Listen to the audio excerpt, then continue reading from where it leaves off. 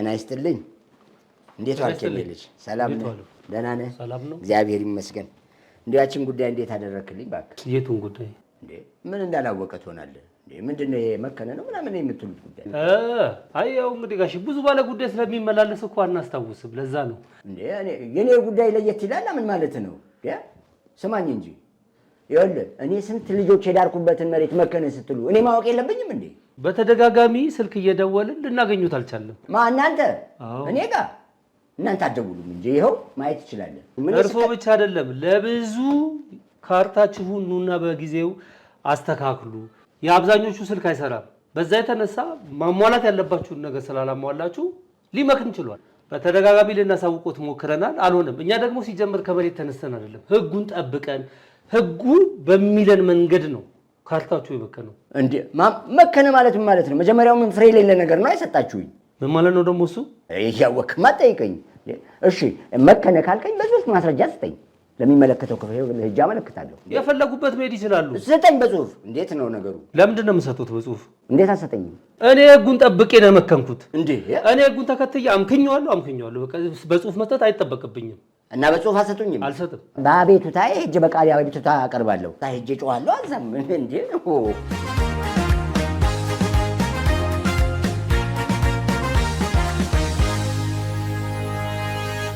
ሰላም ክቡራን እንደምን ሰነበታችሁ? የጠበቆች ወግ ዛሬም ተመልሷል። ከጠበቃ ሙልጌታ በላይ ጋር አብራችሁ ትቆያላችሁ። ዛሬም ሌላ አንድ አዲስ የህግ ጉዳይ ነው ይዤላችሁ የመጣሁት። እንግዲህ እንደሚታወቀው ከመንግስት ጋር የተለያዩ ሪሌሽንሺፖች ወይም ግንኙነቶች አሉ። ምክንያቱም ከመንግስት የምንጠይቃቸው በርከት ያሉ አገልግሎቶች ስላሉ እንዲህ በሚሆንበት ጊዜ የተለያዩ አስተዳደር ተቋማት አሉ። እነዛ ተቋማት ጋር ሄደን ይሄ ይደረግልኝ፣ ይሄ ለምን ተደረገብኝ እያል የምንጠይቃቸውና ቅር የሚያሰኙን በርካታ ነገሮች ሊኖሩ ይችላሉ። እንዲህ በሚሆንበት ጊዜ መፍትሄ የሆነ በአግባቡ መሬት ላይ ከወረደ አስፈጻሚውም አካል እኛም በአግባቡ ከተጠቀምንበት ትልቅ እፎይታ የሚሰጥ አንድ ህግ አለ። ይኸውም የፌዴራል የአስተዳደር ስነስርዓት ህግ ይባላል። አዋጅ ቁጥር 1183 በ2012 ዓ.ም ነው የወጣው እና ስለዚህ ህግ ማወቅ በጣም ይጠቅማል። የት ልሂድ፣ ምን ላድርግ፣ ምን ይሻለኛል ለሚለው ጥያቄያችሁ መልስ ስለሚሰጥ በአግባቡ ከተጠቀምንበት ትልቅ አስተዳደራዊ በደሎችን የሚቀርፍ ህግ ነው። በመጀመሪያ ማወራው እንዲህ አይነት ኃላፊነት ያላችሁ የአስተዳደር ተቋማትን በተመለከተ ነው። በዚህ አዋጅ ከፍተኛ ኃላፊነት ተጥሎባችኋል። ህዝብን ለማገልገል በህዝቡ ግብር ደሞዝ እየተከፈላችሁ ቁጭ ብላችሁ ህዝብ የምታገለግሉ ሰዎች እንደመሆናችሁ መጠን ሰዎች ወደ እናንተ አንድን አገልግሎት በተመለከተ ቅሬታ ይዘው በሚመጡበት ጊዜ የምታስተናግዱባቸው መርሆች ተቀምጠዋል። እናንተ የመንግስት ሰራተኛ ስለሆናችሁ የዛ አስተዳደር ተቋም ሰራተኛ ስለሆናችሁ ሁልጊዜ ለዛኛው ወገን ታደላላችሁ ማለት አይደለም። ሲጀመር ያ ተቋም የተቋቋመው ለህዝብ ጥቅም ለመስጠት ነው፣ አገልግሎት ለመስጠት ነው። በህግና በስርዓት የማይገባውን ለመስጠት ነው ያልኩ አይደለም። የሚገባቸውን ለሚገባቸው ለመስጠት የዜጎችን መብት ለማስከበር በአጭር ጊዜ በፍትሃዊነት በትክክል እንዲህ በሚሆንበት ጊዜ የአስተዳደር ስራን በተመለከተ ውሳኔ እንድትወስኑ ይጠበቃል። ምክንያቱም በየጊዜው ሰዎች መጥተው እንዲህ ተበድያለሁ እንዲሁኛለሁ ስለሚሉ እንዲህ በሚሆንበት ጊዜ በህጉ መሰረት ይህንን ቅሬታ የሚያስተናግድ የቅሬታ ክፍል የማዘጋጀት ግዴታ በህጉ ተጥሎባቸዋል። ይሄ አዋጅ ተፈጻሚነቱ በፌዴራል የአስተዳደር አካላት ወይም ተቋማት ላይ ብቻ ነው። ስለዚህ እያንዳንዱ የፌዴራል አስተዳደር ተቋም ለፌዴራል መንግስቱ ተጠሪ የሆነ ተቋም በሙሉ በክፍላችሁ ይህንን ቅሬታ የሚያስተናግድ ክፍል አዘጋጅታችኋል? ካላዘጋጃችሁ ህጉ ግዴታ ይጥልባችኋል።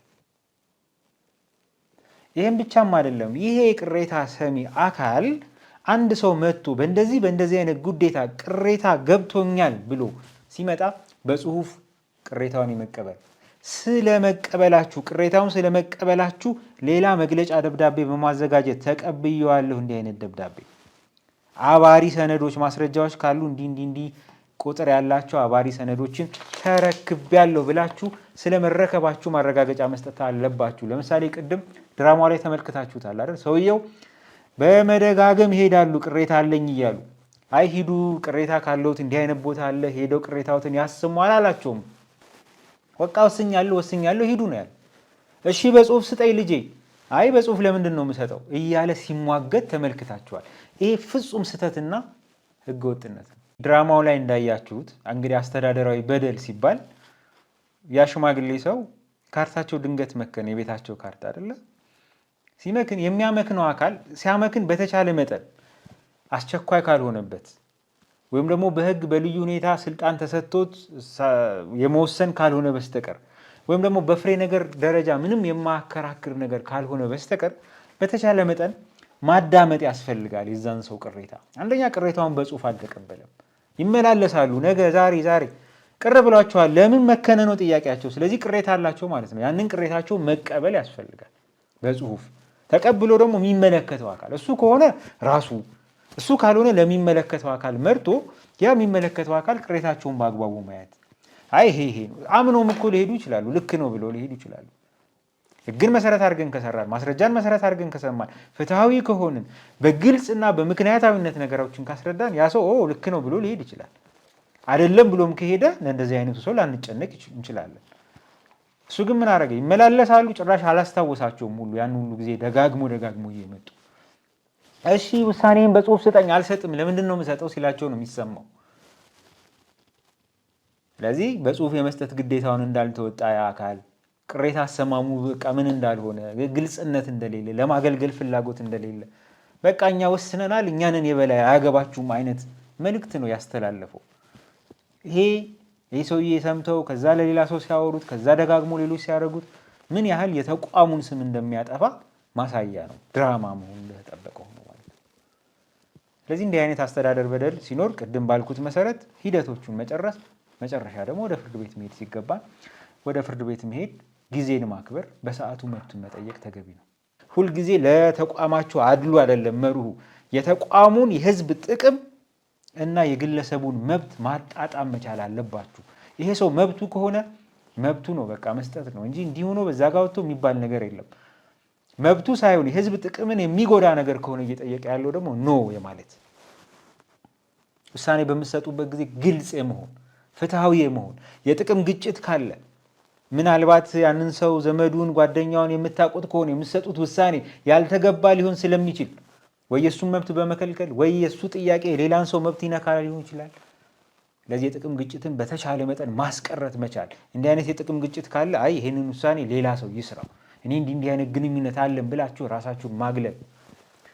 ዜጎች ለአገልግሎት ሲመጡ እኩል የማስተናገድ ከሌ ነው ሀብታም ነው ድሃ ነው ታዋቂ ነው ምንድን ነው የሚል ልዩነት አለመፍጠር፣ ሁሉንም በእኩልነት በትጋት እና ውሳኔውን በምትሰጥበት ጊዜ ደግሞ በአጭር ጊዜ የመስጠት ግዴታ አለባችሁ። በተለይ ደግሞ እንዲህ አይነቱን ቅሬታ የተቋሙ የበላይ ኃላፊ ወይም ደግሞ እሱ የወከለው አካል ይህንን ውሳኔ መስጠት መቻል አለበት። በቃ ያቀረብከውን ጥያቄ ተቀብያለሁ፣ አይ አልተቀበልኩም ከሆነ አልተቀበልኩም። ምክንያቱም ካልተቀበለው ወደ ሌላ የሚሄድበት ቦታ ስላለው እናንተ ካልተቀበላችሁ የመጨረሻ ስላለው ውሳኔ ሲሰጥ ደግሞ ዝም ብሎ በዘፈቀድ አይደለም። በቃ ዳኛ ናችሁ በዚህ አስተዳደር ጉዳይ እናንተ። ስለዚህ በዛ ጉዳይ ላይ አስተዳደር ዳኛ ከሆናችሁ ቅሬታው ምንድን ነው? ለዛ ቅሬታ ምን አይነት ማስረጃ ቀረበልኝ? ህጉ ምንድን ነው የሚለው? ከህጉ አኳያ ይሄ ያቀረብከው ጥያቄ ከዚህ ማስረጃ አኳያ ትክክል ነው ወይም ትክክል አይደለም ብላችሁ መደምደሚያ መስጠት አለባችሁ። ዝም ብሎ አይ አይቻልም፣ አይ በቃ አይደለም። ልክ አንድ ዳኛ ፍርድ በሚሰጥበት መልክ የተብራራ ምክንያታዊነት ያዘለ ውሳኔ መስጠት ግዴታ አለባችሁ። እንደ ተገልጋይ ደግሞ አንደኛ እንዲህ አይነት ችግር ሲገጥማችሁ በአግባቡ ሄዳችሁ ቅሬታችሁን በጽሁፍ ማቅረብ፣ ቅድም እንደ የዛ ተገላቢጦሽ ማለት ነው። ቅሬታ ማስገባታችሁን ማረጋገጫ መያዝ። ያ አካል በወቅቱ ጥያቄ ካልሰጣችሁ ደግሞ ወደሚመለከተው እስከ በላይ ኃላፊ ድረስ የተቋሙ የበላይ ኃላፊ ድረስ የመሄድ ዝም አለ ማለት መብታችሁ ዝም ብሎ በቃል መመላለስ ነገ ዛሬ አይደለም። በቃ ቅር ያላችሁ ነገር ካለ ለሚመለከተው አካል ተገቢው ነገር ማቅረብ፣ በጊዜ በተገቢው መንገድ ምላሽ ካልሰጣችሁ ወደ ቀጣዩ መንገድ እንድትሄዱ ማለት ነው። ይሄ ተቋም ዝም ብሎ ተገቢ ውሳኔ ካልሰጠ አሁንም ቅር ካላችሁ የበላይ ኃላፊ ድረስ ሄዳችሁ ይህን ሳትጨርሱ ወደ ሌላ ቦታ መሄድ ስለማይቻል ነው። ኤግዞስት ማድረግ አለባችሁ። ያ አስተዳደር ተቋም የዘረጋውን የቅሬታ ስርዓት ተከትላችሁ እስከ መጨረሻው ከሄዳችሁ በኋላ መፍትሄ ካጣችሁ ውሳኔ ባገኛችሁ ውሳኔውን የማግኘት በጽሁፍ የማግኘት መብት አላችሁ። ውሳኔውን ባገኛችሁ በአንድ ወር ጊዜ ውስጥ ወደ ፍርድ ቤት መሄድ ትችላላችሁ። የፌዴራሉ ከፍተኛ ፍርድ ቤት ለዚህ ዓላማ ብቻ ያቋቋመው ችሎት አለ። ይሄ ችሎት በየቀኑ ከሚያጋጥሙ አስተዳደራዊ ችግሮች አኳያ ወደዛ ችሎት ሁሉም ቢሄድ እንደሚጨናነቅ ኦቨርሎድ እንደሚሆን ይታወቃል። ግን ለጊዜው ባለው የሚሰራ ተቋም ማነው ችሎት አለ። ስለዚህ እዛ ችሎት ሄዳችሁ ይሄ ተቋም እንዲህ አድርጌ እንዲህ አይነት ማስረጃ አቅርቤለት እንዲህ አይነት ችግር ፈጥሮብኛል፣ ይህንን አስተዳደራዊ ውሳኔ ከልስልኝ፣ እልኝ፣ ተመልከትልኝ ብላችሁ ወደ ፍርድ ቤት መሄድ ትችላላችሁ የዛን ጊዜ ማለት ነው። ስለዚህ ይህንን አዋጅ በአግባቡ ማኒፑሌት ማድረግ፣ በአግባቡ መጠቀም፣ እዛ ላይ ያላችሁን መብትና ግዴታ በአግባቡ ማየት ጥሩ ነው።